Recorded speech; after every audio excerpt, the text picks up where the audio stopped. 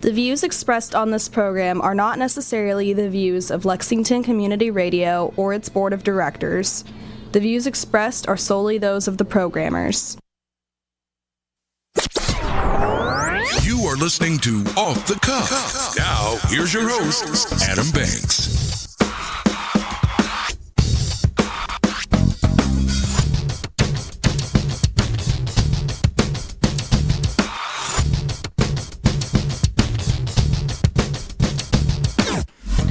Welcome, everybody, to Off the Cuff. I am Adam Banks, coming at you live from Lexington, Kentucky. Thank you for listening to the show, and thank you for tuning in to WLXU 93.9 FM. In addition to listening on the radio, you can check out our Facebook live stream at Off the Cuff with Adam Banks, or you can stream the show from the station website at radiolex.us.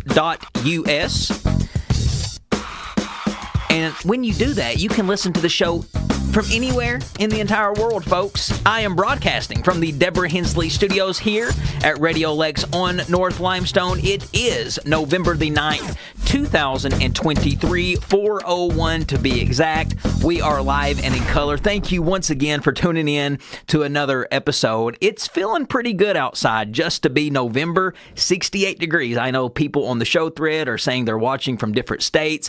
One person said they're in Missouri and the weather is like almost in the 80s. I am jealous of that, but you know what? I'll take it. No, North Carolina said that. So I am confused on everybody or where they listen to nowadays, because Off the Cuff is just expanding so much. We have expanded outside of the Lexington area, and I am thrilled for that. It's been a great day so far for me. I got up early this morning, went to the Red Mile, because now, I guess you guys know, in Kentucky, we can place bets on sports. I still like going to the sports book. Always fun. And I saw something that made me start thinking about other things. And one of the things that I'm talking about is when I went to the Red Mile, I seen a vending machine. And the vending machine had cigarettes in it. And I remember when I was just a kid that there used to be cigarette vending machines in public. It didn't have to be in a casino where you had to be 21 years old to get in. So therefore, if you're in the casino, you are more than likely going to see a cigarette vending machine because you can buy it. But when I was a kid, they used to put those cigarette vending machines in public areas where a regular kid, 7, 8 years old, could go up to the vending machine and get cigarettes. I know that I'm not crazy. I know there's people out there. And if you are listening, call in, say it on the show thread. I know I'm not crazy. Do you remember vending machines with cigarettes in them? And they were in public areas where you didn't have to be 21 to be in that public area. And that made me start thinking of a chain of events. And it made me start thinking of things that used to be legal that are now illegal. Because back in the day, you could put cigarette vending machines in public areas, but now you can't do that. It's illegal. So it made me start thinking of a ton of things that used to be legal that are now illegal, and that being one of them. What about the fact that you could used to, back in the day, send your kid into a store to buy your tobacco products for you? I don't know if that was just a hometown thing because of where I'm from, and it's a small town, but I remember a lot of kids going in and buying their mommy and daddy's cigarettes for them.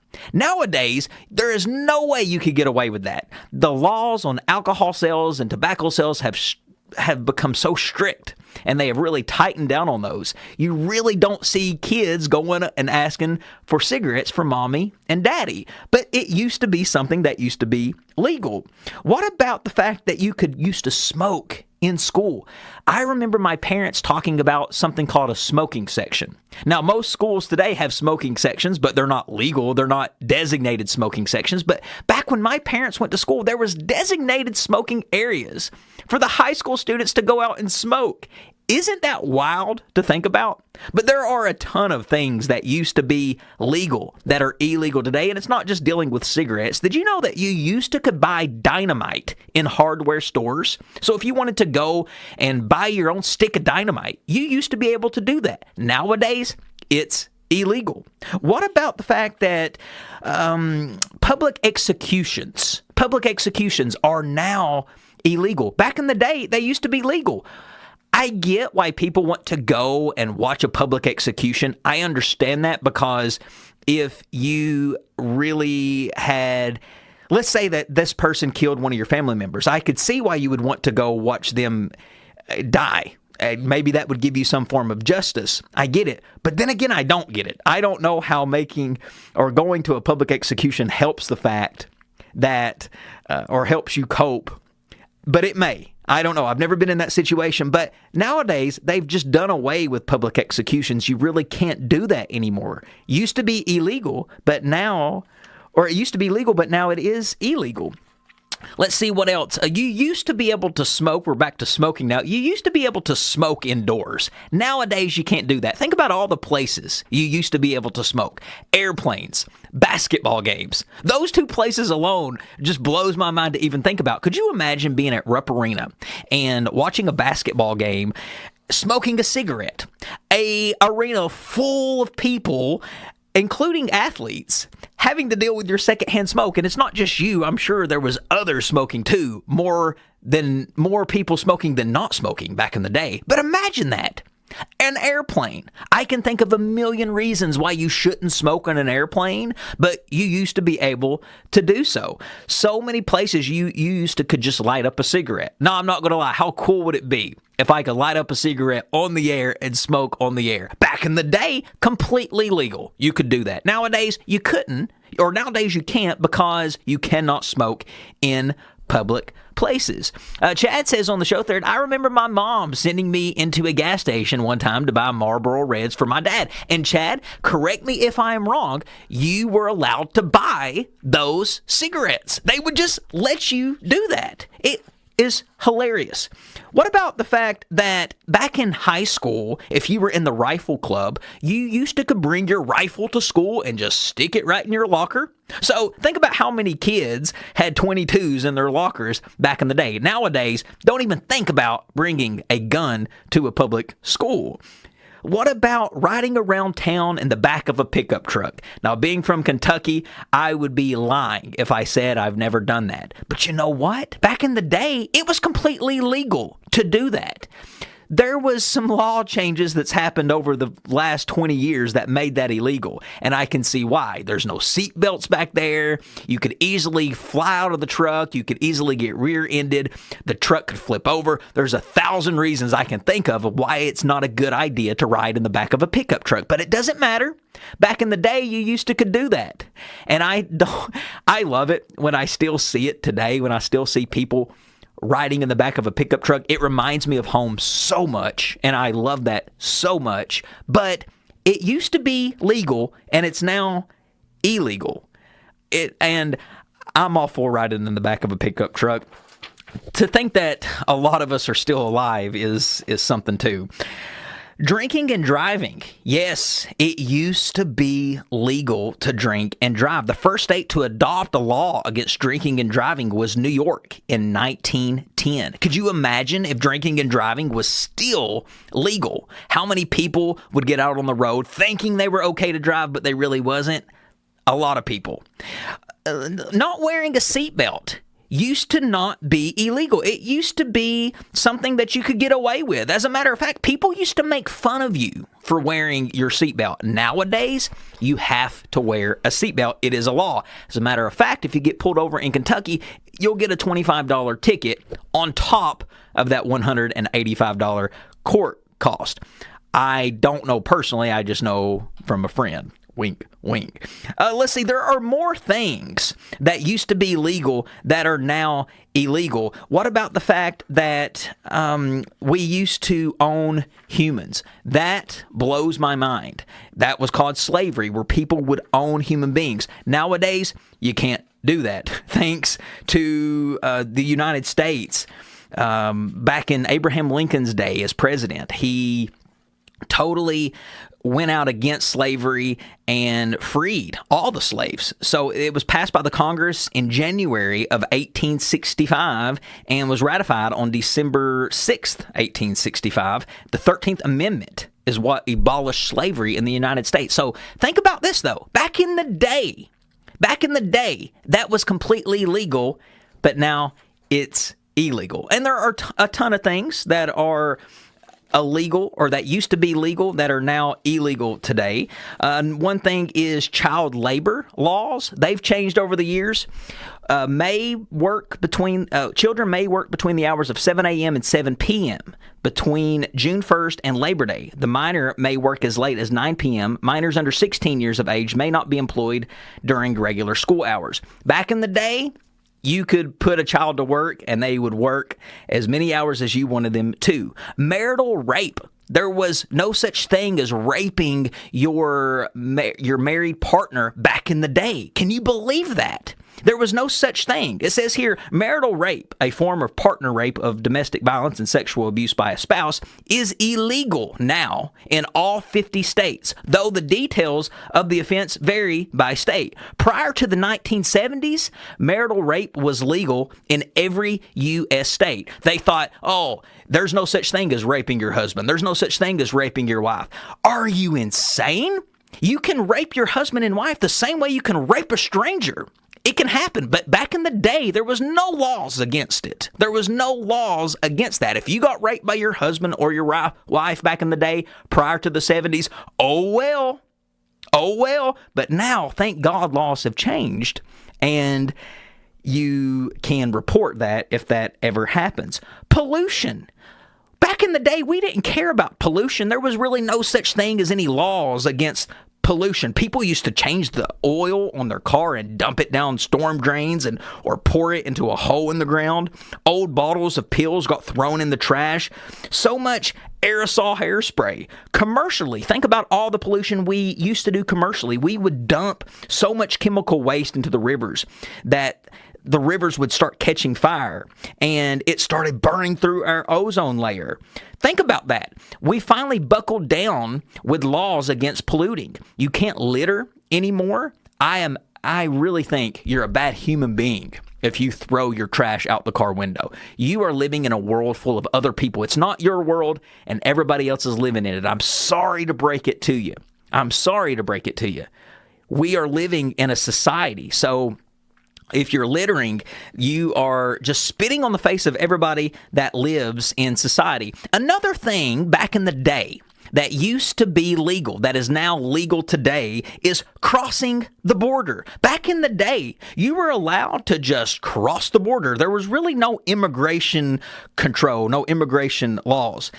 Immigration controls is kind of a new thing. Before we had extensive public services, nations didn't bother with border control. There was really just no such thing about that at all. Stacy says on the show thread, I still don't wear a seatbelt, but I also have to pay tickets. Well, there's also laws against that. Elaine says on the show thread, you used to be able to smoke in hospitals. Yes!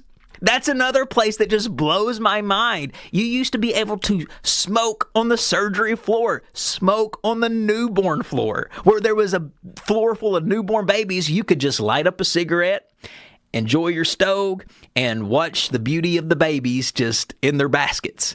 Can you believe that? Thank God somebody smartened up and said, you know what? This smoke in the room with all these oxygen tanks and all this gas and this thing they call secondhand smoke is probably a bad thing. So thank God we were smartened up a little bit, and a lot of these laws have changed. But that's what we call evolution, folks. Things evolve, things change over time, and things that used to be legal are now illegal.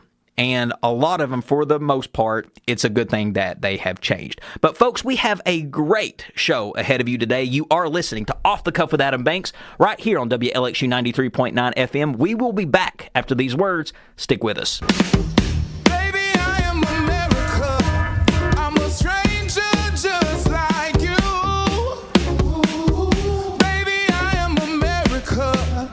You've been begging for the truth. Welcome back, everybody, to Off the Cuff. Adam Banks here with you. We were talking about on the last segment things that used to be legal that are now illegal. Wade says on the show thread that he used to smoke while teaching in the classroom. That is hilarious. That would be another cool thing to see. Your professors just smoking as they taught physics or the Pythagorean theory. They're up there having a cigarette. It is so funny to think about how things have changed. People are saying that you could smoke on a Greyhound bus. Yes, Donnie Joe. I remember on public transportation, you could do that. The heck with everybody else's lungs, right? Nobody really cared about that. Some people are saying on the show thread they remember when you could talk on the cell phone while driving. Yeah, depending on what state you're in, you can still do that, but a lot of it has changed. Folks, here in the great state of Kentucky, last Tuesday, we had our 2023 general election, which means we voted. We went out to the polls and voted for either a brand new governor or we voted to re-elect Governor Andy Beshear. And folks, Governor Andy Beshear was re-elected as Kentucky's governor. The final results for that, 693,441. That's 693,441 votes. Winning against Daniel Cameron, the Republican, 626,350 votes. Almost around 50,000 votes Andy Beshear won the race by. I thought it was a really good campaign. I think for the most part it wasn't nasty. Now, a lot of the times campaigns can get nasty and politicians can get nasty. And, there was some jabs here or there, but for the most part, it was okay. I have seen worse. But it's over now. Andy Beshear is your 2023 governor, and he will be for the next 4 years. He will go back into office in December. That's when his new term starts. So let's take a listen to, because there was a speech from Andy Beshear after he won, and there was also a speech from Daniel Cameron after he lost. Wouldn't that be awful to have to give a speech after you lose something? But that's just a part of it. You have to go out there and you've got to what they call concede the election, which means you are publicly announcing to the world that you lost and you're congratulating the new governor. So this is Attorney General Daniel Cameron conceding the election after he lost to Andy Beshear. Well, that didn't turn out exactly how I wanted it to. Well, look, it has been such an honor to run as the Republican nominee for governor and to run alongside someone who is the pride of Henderson County and the best-dressed man I know. The fact that he runs a dry cleaners might have something to do with that. But Robbie Mills, it's been an honor. Thank you.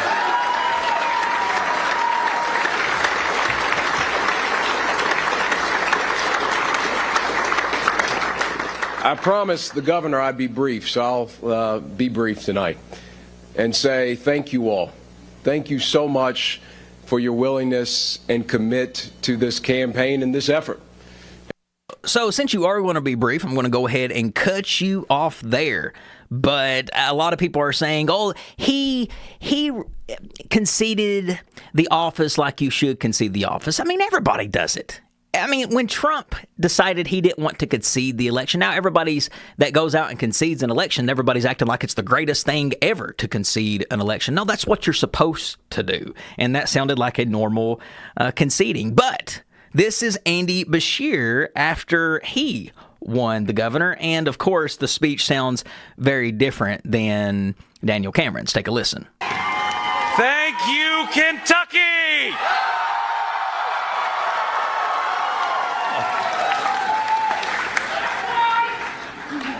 Tonight, Kentucky made a choice.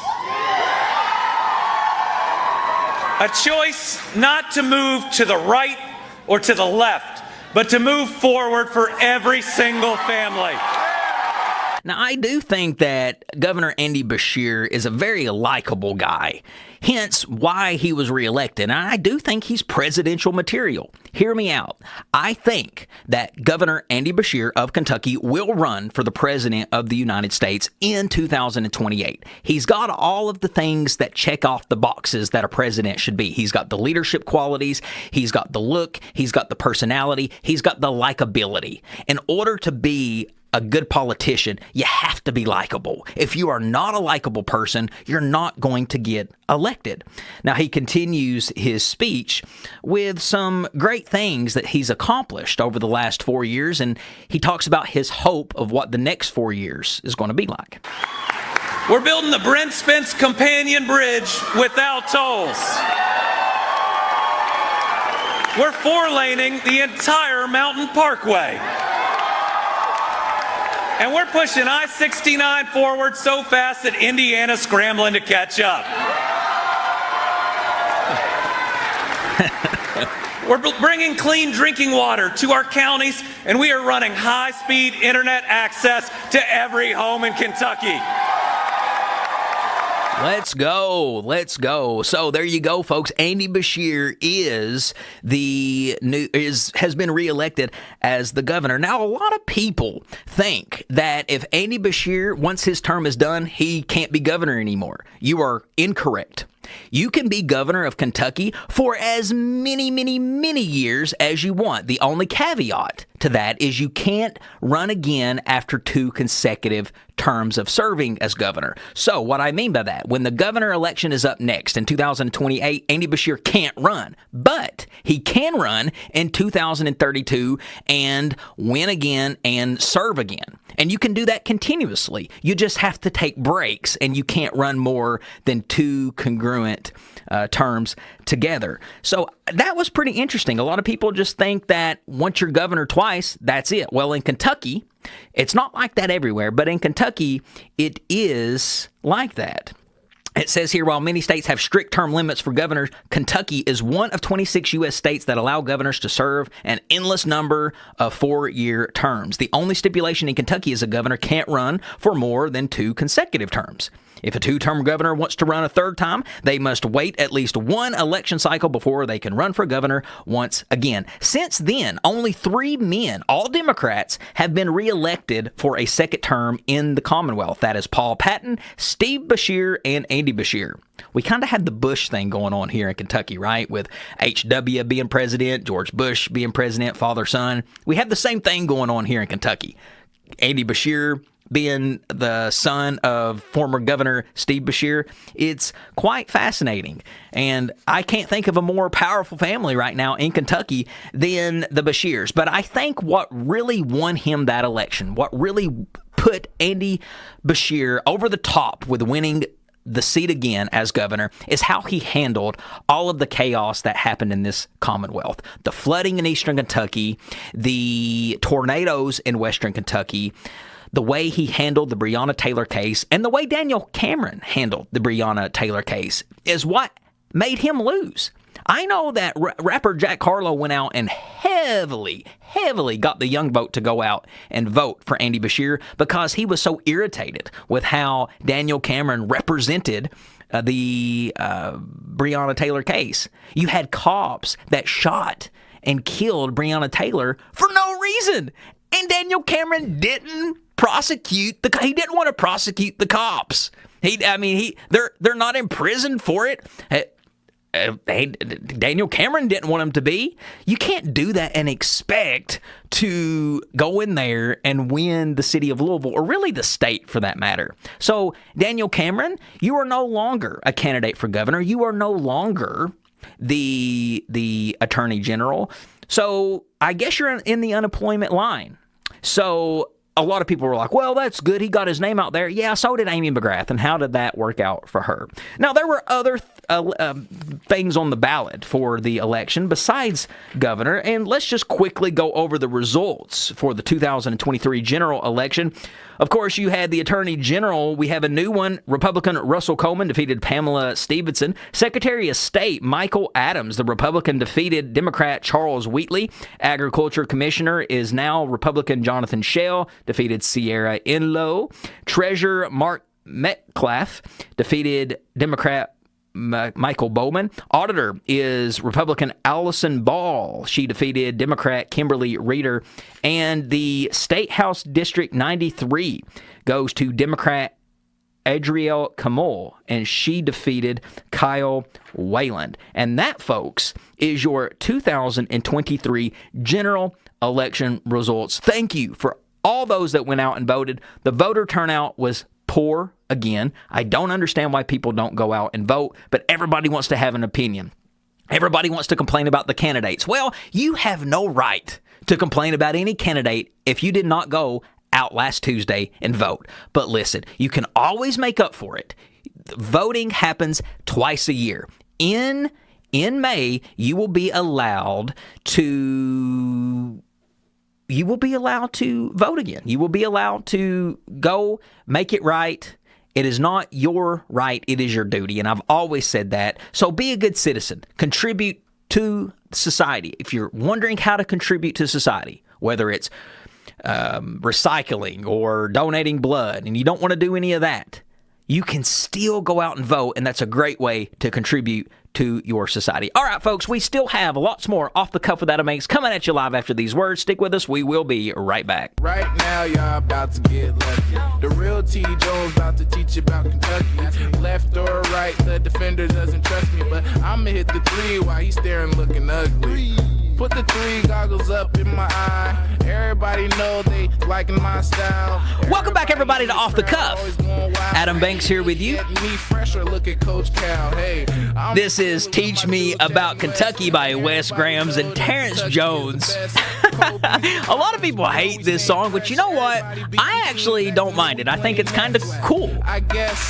This is Terrence Jones, former UK basketball player, singing the song. The left side, that means we gonna be undefeated, and everybody see we be number one seeded. Teach me back Kentucky. Teach me back Kentucky. Woo! Teach me about Kentucky. Teach me about Kentucky. All I play is dunking. All I play is dunking. All I play is dunking. Man, oh man, and I play it, folks, because Kentucky basketball is back in full swing. The Kentucky basketball season has started. We already had our first game. We defeated New Mexico 86-46, and it was the season opener. We opened the season at number 16. So we begin the season 1-0, a great start. Our next game is tomorrow against Texas A&M Commerce. Now, usually I come on before the season starts and I give a preview of the upcoming season. But I have yet to do that. I've not had time to do that. So I would like to do that now. Now, a lot of people are thinking, Adam, we've already had a game this season. Come on now. We've had one game, and it was a easy game. We knew we was going to win that one. So there is still time for me to give you my prediction of, or preview at least, the season of the Kentucky basketball Wildcats. Now, this year's team is kind of a typical Cal team. It's freshmen. We don't got a lot of experience on this team. A lot of colleges across the nation went with experiments. They went with experience because of the transfer portal, but Kentucky, they kind of went against it. They said, you know what? We've won with freshmen before. Let's do it. We've got 8 of them. In fact, those young players are certainly going to dictate how this season goes. Now, Kentucky has not been to a Final Four since 2015. It is time. It is time for the Cats to get a Final Four. We need it badly. John Calipari needs it badly. I love John Calipari. I want him to be the coach of Kentucky for as long as he wants it, at least 20 years. Well, let's say 20 years max. I think that's a good time for Cal to go, 2029. But in order for Cal to go down in the history books as a complete bona fide legend, you got to have 2 titles. You got to have more than one. 1 makes you great. 2 makes you a legend. Oh, it's hard to get 1, but getting 2, that's very difficult, and I want that for Cal. I want him to get it, and he needs it. This should be the year he gets it. I really do think this is going to be the year he gets it. Now, Kentucky hasn't advanced past the first weekend since 2019. Cal, you got to get it going, brother. I do not come on the radio and I don't criticize you because you really didn't deserve much criticism. But this year, if you don't make it out of the first weekend, you're going to hear a lot of criticism from Adam Banks going forward. You, as a matter of fact, Coach Cal, you have to get us to the Final Four this year. You are coaching the top-tier college basketball program in the world. You have to get us to a Final Four. You've not done it since 2015. I don't know when the last, that's a long time. 5, 6, 7, 8, 9, that's almost 10 years. When's the last time we went that long without a Final Four? I know that was probably back in the Tubby times, and we fired him. So you seen how that happened. So you need it. You need it. Calipari, he still has 5 seasons beyond this one on that mega contract of his that he signed back in 2019, but much of UK's fan base has been restless. They call that Cal fatigue. A lot of people back in 2009, 10, 11, 12, 13, 14, 15, they thought Calipari hung the moon. Nowadays, it's changed. You know what will change and reverse it back to being in your favor, Cal? Getting to a Final Four, winning ball games. Having a winning season is great. Winning the SEC tournament is great. But nothing pacifies the fans more than a Final Four. So you want that, you got it. Now, the freshmen this year, the 8 that we have, they're not as hyped as what John Wall, DeMarcus Cousins. They wasn't as hyped as what Devin Booker and Tyler Ulis or Anthony Davis or Karl Anthony Towns was. That's why I don't feel like this is going to be the year we win a national championship. I don't. So what I would like to do, but I do think we'll go to a Final Four. But what I would like to do, instead of going through the schedule game by game, I'm just going to talk about the games that we're going to lose. The rest of the games that I don't mention, I think that we will win those. But here are the games that I think we're going to lose this year. We're going to lose our first game against Kansas, and that game's coming up in a couple of weeks. Then we have Miami. I think Miami will be a loss. The Hurricanes are absolutely capable of coming into Rupp Arena and upsetting the Wildcats. So look for that to be an upset against the Cats. I think our third loss is going to be against Texas A&M, which will be at Texas A&M. A&M has one of the most experienced teams in the nation. They have lengthy guards. They have a solid front court. They're going to give Kentucky a lot of problems. That's going to be an L on this year's schedule. The next loss is going to come at Arkansas. Now, this may be the most talented team Eric Musselman has had with the Hogs. Eric Musselman has done decent with the Hogs since he's been there. 2 Elite Eights, a Sweet 16. I think that this is his most talented team. We've lost to Arkansas with worse teams than what he has this year. That's why I think it's going to be another loss. The next loss is going to be Gonzaga. Surprisingly, the Wildcats bounce back pretty good. They usually play well against teams, but I think this year it's not going to be a win for them. At Auburn is going to be their next loss. I think this will be another surprise loss on the road. Any team could beat UK. Any team can beat any other team. But I think that this is just going to be a surprise loss, and the next loss will be Auburn. At Tennessee will be the final loss that we will take, besides the tournament, of course, and that is going to close out the regular season. And that loss will possibly keep the Wildcats out of first place in the SEC tournament. So the final record prediction for the Wildcats this year, I'm going to say, is 24-7. We're going to go and we're going to go win the SEC championship. And then our final standing at the end of the season will be a Final Four, which I feel like will pacify the fans. I really do think will pacify the fans. But before we take Off the Cuff Song of the Week, I do want to give the folks Off the Cuff's Bankable Bet. It's called Adam's Bankable Bet, and that's a play off of my name. Last name Banks. Therefore, you got to get in there and make a play off of it. So it's a 4-pick parlay. You're going to take New Mexico plus 6.5 against St. Mary, Air Force minus 8.5 against LIU, Duke minus 5 against Arizona, and Purdue minus 26.5 against Morehead State. That is a basketball parlay, which means that's the first college basketball parlay of the year. So I've done decent with college parlay so far, so you can bank on that bet, ladies and gentlemen. But let's take Off the Cuff's Song of the Week, and it's another oldie. I know how the fans and the listeners love the old school music, so how about another tune from the high school days? Let's listen to a little Good Charlotte, the anthem. We'll be back after the song.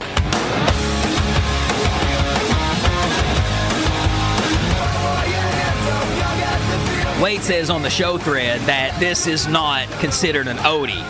I said anything over 20 years is considered an oldie, and this was like 2003, but Wade's saying it ain't really an oldie unless it's like the 60s. Now that is what you call ancient, Wade, is the 60s, but nonetheless.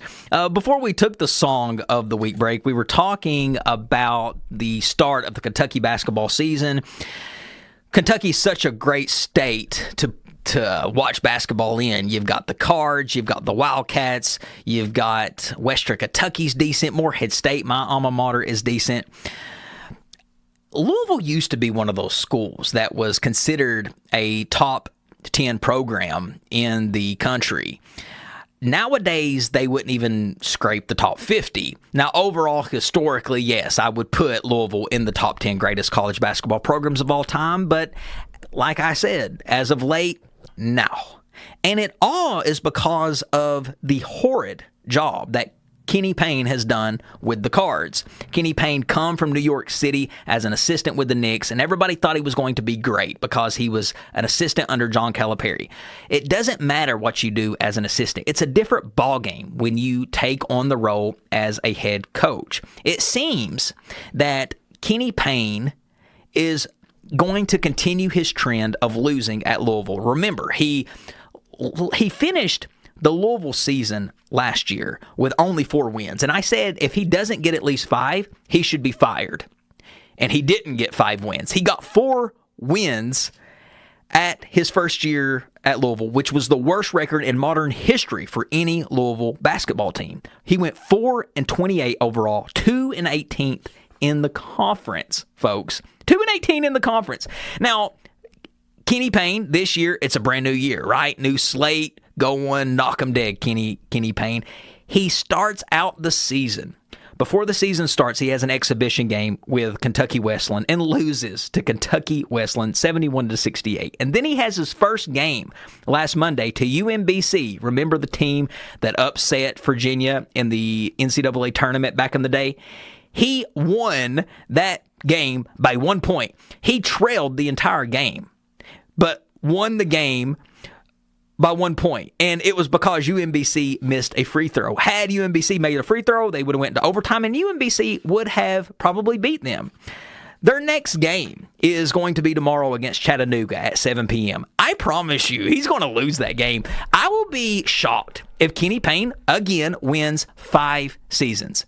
5 games. In order for Kenny Payne to make up for what he did at his first year at Louisville, is he needs to take this year's Louisville team to a national championship, or to the NCAA tournament. Now, not just make the NCAA tournament, but he needs to get past the first round. And he needs to do this because of how horrid his first season was. Now, that's not going to happen because in order to make the NCAA tournament, you have to have a winning record. You have to have at least 23, 24 wins. Kenny Payne ain't going to do that. He'll be lucky to scrape away with 10 wins. Or he's got to win the ACC tournament. That ain't happening. That's not happening. And then if he doesn't make it to the NCAA tournament or past the first round, he needs to be fired. As a matter of fact, I would have fired him if he would have lost against UMBC on Monday night. But who knows what would have happened if he would have lost. He didn't. He scraped away with just a 1-point win. But it begs the question, who would the Cardinals replace Kenny Payne with? Coaching in college is so important. You can't win in college basketball without a good coach. So I have made a list of who I feel like would be good replacements for Kenny Payne if he decides to if they decide to fire Kenny Payne. My first choice that I think Louisville should go after is Eric Musselman. He has spent the last 4 years at Arkansas. He's went to 2 Elite Eights and a Sweet 16. He's on track of going to another Elite Eight, possibly a Final Four this year. He's made a huge name for himself over the last 4 or 5 years. Eric Musselman has. He's in his 40s. He's still young enough to take the Cards to where they need to be and where they should be. Bruce Pearl is another coach that I would look at if I was considering a coaching change. He has been with Auburn for 10 years. He took Auburn to a Final Four. When was the last time that happened? Overall, he's 187 and a 111 at Auburn. Pretty good record. My next choice, if those two turned it down, would be Kelvin Sampson. He's been on a roll for the last several years. He's went to a Final Four. He's went to Elite Eight, Sweet 16s. He is a really good coach. The only thing that would maybe not be in favor of Kelvin Sampson being the coach is he is 68 years old. That's old. I'll take that back. That's not old. But I think that Louisville needs somebody a little younger to coach their squad. And then finally, if he didn't turn it down, well, I've got two more here. Dana Altman at Oregon. I think he would probably be somebody that I would look into. He's been to 2 Final Fours. And then finally, a lot of people might laugh at me when I say this, but Tony Bennett from Virginia would be somebody that I would look into to coach the University of Louisville. Now, Tony Bennett, he doesn't match the style that Louisville is used to playing. Tony Bennett's very boring. He's very slow-paced. But you know what? Louisville is in a different era. Louisville has a different administration. They're not going to go after people like Rick Pitino. They're not going to go after people like Bruce Pearl. They might not even go after people like Eric Musselman. People like Tony Bennett is who they would go for. Because Tony Bennett is a corporate dream to be your coach. He's going to go by the book. He has a great demeanor. He has a great rapport with the fans. And you know what? He can win basketball. It might be a very boring game, but he can still win basketball. He won a national title.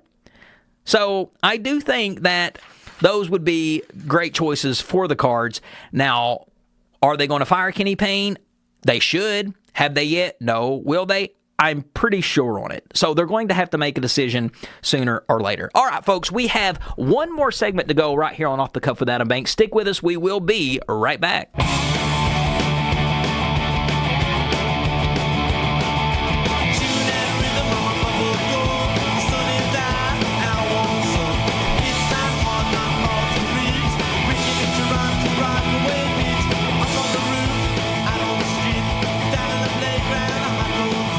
Everybody to Off the Cuff. Adam Banks here with you. Last segment of the hour. Off the Cuff's quote of the week comes from a very popular author, Maya Angelou, who was an American memoirist, poet, and civil rights activist. She published 7 autobiographies, 3 books of essays, several books of poetry, and is credited with a list of plays, movies, and television shows spanning over 50 years. And the quote is this. Maya Angelou says, "I've learned that people will forget what you said. People will forget what you did, but people will never forget how you made them feel." Think about how true that is in life with anybody. Like teachers, for instance. You're not really going to remember what a teacher taught you, but you will remember how they made you feel. I remember my teachers. I remember every single one of y'all from kindergarten to 12th grade. I don't really remember what you taught me, but I do remember how each one of you made me feel. Some good, some bad. Some made me feel less than. Some made me feel like I was on top of the world. I don't think people realize how important it is in education to treat students with respect. But those kids grow up one day. They become adults, and some of them might grow up one day to have their own platform. So be careful of how you treat people. And that's really with anything. A lot of the times when I meet people, I don't really remember what they said to me, but I do remember how they made me feel. And that's what's important. Always treat people well. Always treat people with respect. And you can't go wrong with it. And that, folks, is Off the Cuff's quote of the week. We got Thanksgiving coming up in just a couple of weeks. Next week on the show, I want to tell everybody that it's going to be another Overtones Live collaboration show. We will be live in the studio next Thursday, me and Renee Cobb. We're going to have some guests on from the Josie Music Awards. They were people who won awards at the Josies. They're going to come in and they're going to bring their trophies and they're going to talk with Renee and I next week on the collab show number 3. And then the week after that is Thanksgiving. And I haven't decided yet, but I think I'm going to do a replay for that week. So right now is our only chance to talk about Thanksgiving. So before we go really quick, I just want to have a little conversation about Thanksgiving. And in particularly, I want to talk about family time. Now, you guys are all prepping for Thanksgiving. Whatever your tradition is, have at it. Most people have family over for Thanksgiving, and they have dinner with their family. Now, not all family is great. We love them sometimes just because they are our family. There's a lot of toxic things that our family can do, and it can make us feel a certain type of way. So I just want to talk about the toxic things you should make sure you are not doing at Thanksgiving dinner. You don't want to be that toxic person. So I'm going to tell you some things that you should make sure you are not doing at Thanksgiving dinner. Make sure that you're not the person that comes to the dinner with nothing in your hand and you take home 90% of the food that's there.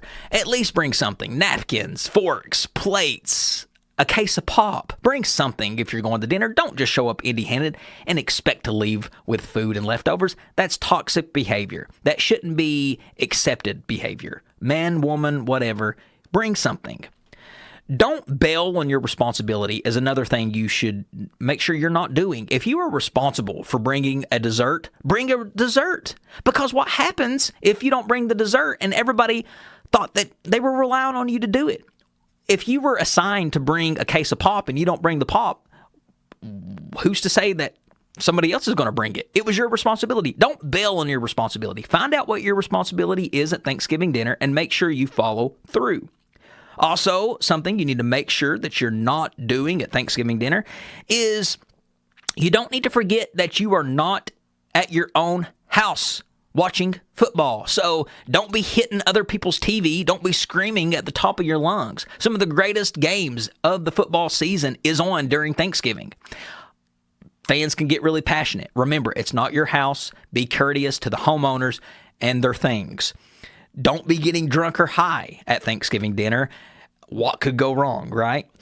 Don't sit at the head of the table and monopolize conversations. You should be respectful at where you sit during Thanksgiving. The head of the table, it's an unwritten rule. That should belong to the head of the household. And if you do decide to sit at the head of the table, they give you permission or you just happen to just sit there, don't be the one thinking that you, just because you're at the head of the table, you are the one that should be monopolizing the conversation. No. Make sure that you're having great conversation and you're not talking about anything controversial. Politics, religion, things like that. Keep it off of the subjects for Thanksgiving. Just be mindful of it. And last of all, be mindful of who you bring to dinner. Mama, Papa might have a new boyfriend, girlfriend. Okay, that's going to be hard for the family to accept. Aunt Judy, Uncle Roger might have a new boyfriend, girlfriend after your favorite aunt just died. Be mindful of who you bring to Thanksgiving dinner because there's other people there that could be upset about it. Thanksgiving is the one day that you have to spend with your family and for everything to go great. Don't mess it up by bringing somebody that don't belong there, somebody that nobody likes, somebody that somebody has a problem with. Just be mindful of who you bring as a guest in somebody else's home. It's just being a good person. All right, folks, that pretty much wraps up another episode of Off the Cuff with Adam Banks. If you like what you heard today, you'll probably like our previous episodes. You can check out all of our episodes on podcasts. We're on Apple Podcasts, Spotify, YouTube, or wherever you stream podcast. You can follow the show on social media at Off the Cuff with Adam Banks. We're on TikTok. We're on Instagram. We're on Facebook. You can follow me, the host, on social media at The Adam Banks. We release new episodes every Thursday live from 4 to 5 right here on WLXU 93.9 FM, which means we will be back same time, same place. Ladies and gentlemen, I'm Adam Banks, and this is Off the Cuff. I'll catch you down the road.